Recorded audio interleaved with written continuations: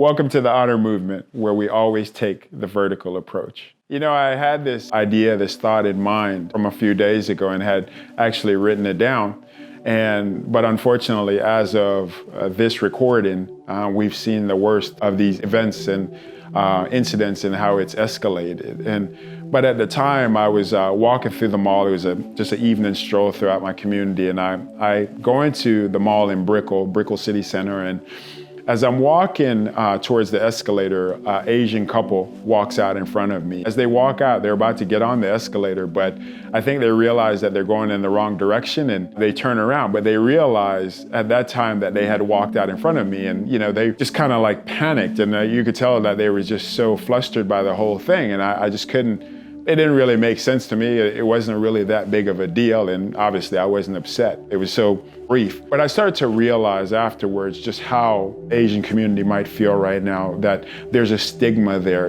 People feeling uncomfortable, people being attacked. And I can't say that I've felt like I've ever been attacked, like where I'm about to be attacked, but I do know what it feels like to have a stigma. I do know what it feels like to be uncomfortable and to be made uncomfortable because of culture and color of skin or whatever we want to associate people with. And I know that's a feeling that I would never want anybody else to feel. And especially in our day, the fact that people have to feel that way is incredibly unsettling. When I think about the things that have happened in our culture, the past history, and I think about things like the civil rights movement and segregation and everything, things that have just occurred that were not pleasant, that were not good. I don't really get bogged down, unfortunately, with the bad people.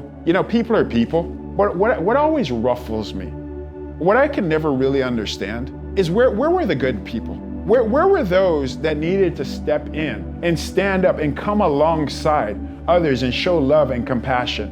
Where are we when these things are happening? If people are being attacked because they're walking alone, then why are they walking alone? And why are we not walking alongside them? In the Spider-Man movie, I love this scene where Peter Parker meets Tony Stark for the first time in the Marvel movie. And Tony Stark is kind of asking him, why are you doing this? What's your MO in all of this? Peter Parker says something that's so powerful.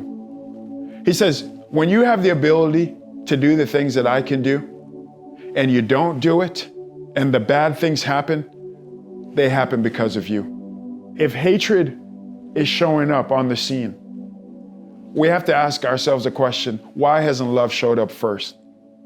Why haven't we been there first? Why aren't we showing compassion before that has the opportunity to arise?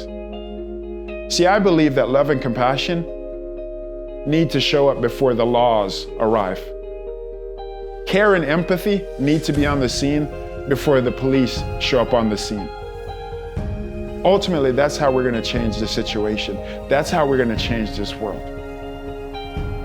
That's how we're going to show everyone that we're in this together, that we care and we love, and nobody walks alone.